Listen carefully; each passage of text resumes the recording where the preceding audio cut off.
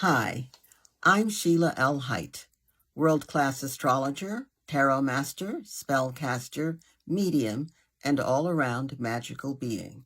And I'm here today to talk to you about this week's astrology. Well, today is Monday, January 26th, and something really major happened today, astrology-wise, and that something is the planet Neptune, very large planet. The planet Neptune left the sign of Pisces and entered the sign of Aries today for a 14-year run. 14 years is a long time, and a lot of changes will occur because Neptune is in Aries, and it will certainly happen for and to and with all of us and any project we begin, because Aries is the beginning, and it'll especially happen for, to, and with all Aries people. So, Neptune in Aries is, or Neptune in astrology, rules many things. Rules dreams, it rules illusion, it rules spirituality, it rules the coming together of everyone on a soulful mission, everyone on a soulful adventure. Neptune rules the fog, and if you've ever driven through fog, you have had a direct meeting with Neptune. Neptune rules hospitals and prisons. Therefore, we astrologers like to say that Neptune rules places of confinement, because hospitals and prisons are places of confinement. Neptune also rules escapism, confusion, illusion, imagination, creativity, and deception, which includes self-deception. Neptune in Aries, though, Neptune is dreamy. And Aries is ruled by Mars. Mars and Aries are like, let's go now, let's go do it. So Neptune in Aries is literally an idea whose time has come. Aries is the beginning of our zodiac. Aries is the beginning point in the life cycle here on planet Earth. It rules spring. It rules spring for those of us in the northern part of the globe. So, Neptune in Aries is an idea whose time has come. Neptune will insist that we act to support our beliefs instead of just envisioning them. So no more going, wow, let me sit and contemplate, envision, wonder what it would be like.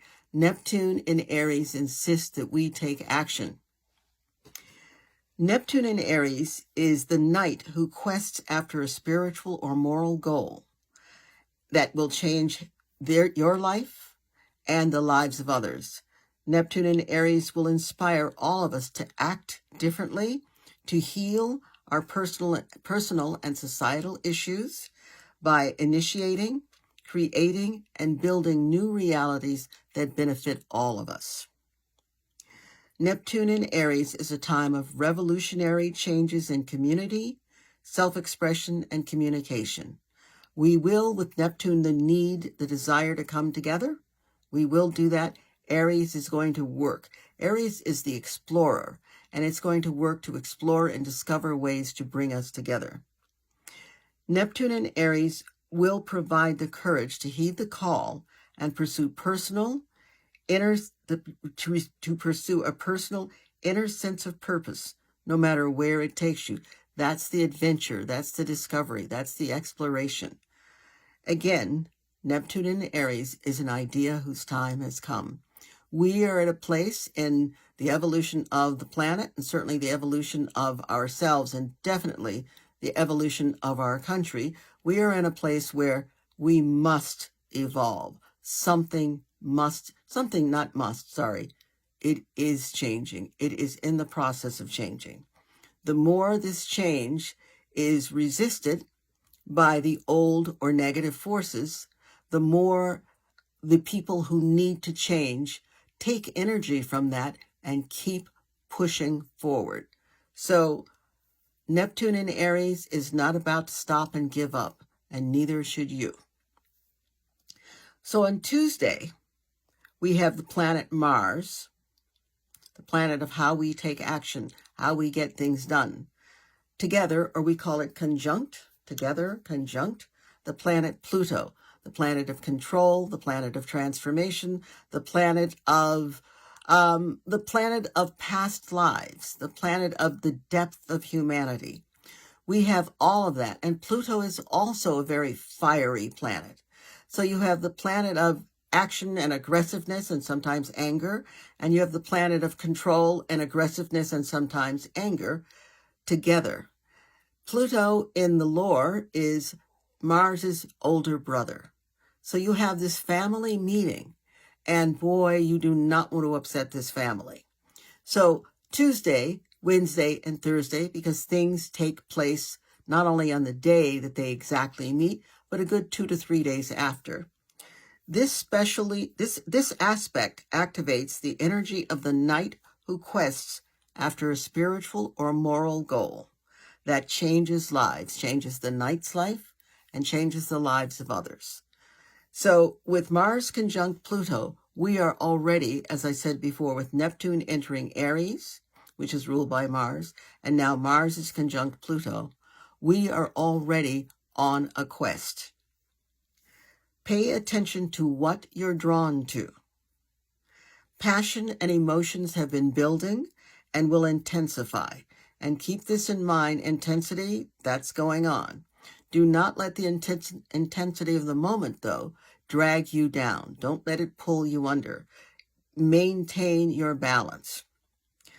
This particular time, Mars conjunct Pluto, will insist on personal courage and deep commitment to working for what is right.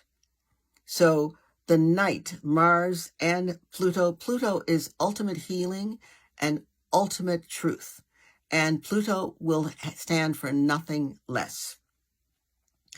You must be true to yourself and beware of those emotions, belief systems, circumstances, and people who would drag you into emotional spaces where you surrender your control to them.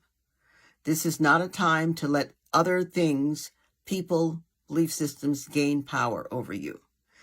Be very clear that anger issues can arise and you don't want that. So do whatever you have to do to remain calm. Chamomile tea, meditation, wear soothing colors. Just don't buy into the old idea that Mars has to express itself in a very angry or beyond assertive way. You don't have to, but you do have to be responsible for these feelings, not suppress them, but use them so that these feelings will further whatever your goal is. On Thursday, we have Mercury, the planet of the intellect, the planet of how we gather and process information, the planet of communication. Mercury is conjunct together with the planet Venus. Venus is relationships, harmony, diplomacy. Venus is value. You value yourself, you value others or something else. So Venus wants diplomacy, it wants harmony. It wants things to work well for everyone. Venus also controls healing and money. So when you have Mercury together with Venus, you have your mind working in a particular way.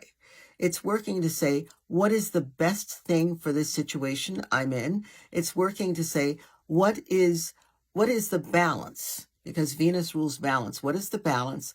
And Mercury conjunct Venus is all about finding that balance and working with that balance. So let your mind and your heart work together to provide you with the balance you need, because these times are intense. And you need to make sure that you are working to maintain an equilibrium that does not have you giving your power away. And then on Sunday, we have the full moon. This is a great day for moon water. So before I talk about moon water, I'm going to talk to you about the full moon. The full moon literally means that the sun is here in this sign, and the moon is in the opposite sign, and they are opposed to each other. Opposition doesn't mean that you have to fight. Opposition means that you need to look at the other person or the other thing. Opposition means that you need to acknowledge that there is a different way that things can happen or are happening or will happen. The full moon is in Leo. This is an especially intense full moon because it involves the fixed, passionate planets and signs, rather the signs as opposed to the planets. The sun and the moon are the planets. The signs, Leo, which rules the heart and rules emotions and rules the spine, courage, and then we have Aquarius. It's opposing Aquarius, which rules humanitarians. It rules the rebel. It rules revolution. It rules humanity. It rules what is best for all of us as a collective. Leo has a very strong tendency to think only of Leo. When Leo is evolved, Leo's heart expands and it joins the thing that it opposed, Aquarius. And together with the heart and the need and the knowledge that humanitarian issues must be, in a sense, they must be respected and forwarded, there will be no problem. But until that happens, the ego in Leo, there will be problems. And this full moon, at the time of, we're having the Mars conjunct Pluto, we're having Neptune having stepped into Aries, this is a volatile time. This does not mean that you need to go up in flames along with these times. You need to maintain balance and order and a sense of calmness. So, the full moon is in Leo, opposite the sun in the same degree of Aquarius. So if you have planets in fixed signs, and Leo and Aquarius are fixed signs, and the fixed signs are Taurus, Leo, Scorpio, and Aquarius. If you have planets in fixed signs, be extra careful of how you're thinking and what you're feeling. It's really important. You don't want to be blindsided by your thoughts or your feelings. The Leo full moon rules the heart and the ego, and it can be stubbornly problematic, especially now. It opposes the brilliance of the sun in Aquarius, which rules the visionary in us. This sun in Aquarius rules the visionary in us, and it rules the heart of the community and the revolutionary spirit in all of us that wants a better life and insists on it. Mercury rules the mind and the intellect, and it rules the actions that we have to take as we follow and insist on the right to assembly and freedom of speech. Venus rules value, community, and harmony. It also rules healing. There is a huge wound in this country. There's a huge wound in the world, but especially in this country right now, that needs healing. It can only be healed by dealing with it directly, looking at it honestly. Planet Mars rules the actions we take in order to bring that healing about. And Pluto rules the iron-willed transformational energy that insists that the rancid old ways are flushed away to make way for the fresh new direction the universe is guiding us to. So the Leo full moon by itself is literally illustrating the tyrannical king-like mentality that opposes the Aquarian rights and freedoms of the collective. That one moon saying it's all about me, do it my way, and never mind you, is opposing the 5 planets in the humanitarian collective sign of Aquarius. We are literally being shown, the planets in the sky being shown, that the power lies with us. There are more of us than there are of them. We have to remember that, and we have to act on it. You can't wait any longer. It's not about waiting. We're there. We're at that place. And we have to take the action that ends the madness. So, moon water, this will be an especially potent batch of moon water because of all that's going on and all of those planets in Aquarius and that moon energy in Leo. So, to make moon water, get yourself a cup, a vessel of some kind, and put water in it, put a cover on it. You don't want the critters in it, so the cover is important. And set it in a place where it gets the rays of the moon. It doesn't have to be a windowsill if you don't have a window on that side of your house or apartment, but because the rays can come through, the energy of the moon can come through the walls. And leave it for 2 or 3 days. So I'd start it, say, on Wednesday, and leave it, it'll reach its peak on Sunday, and leave it for 2 or 3 days after that. After that, you can drink it, you can give it to your pet, pets love it, plants love it. You can use it in cooking, you can pour a little in your bath water, excuse me, pour a little in your bath water. It's very potent, and this is going to energize you and bring you courage and bring you the focus that you need to help move forward in these wild times. So that's moon water, and that's also the astrological video for today. Remember, stay on top of it, stay calm, and by all means, take the action required to keep us moving forward and into the light. Bye.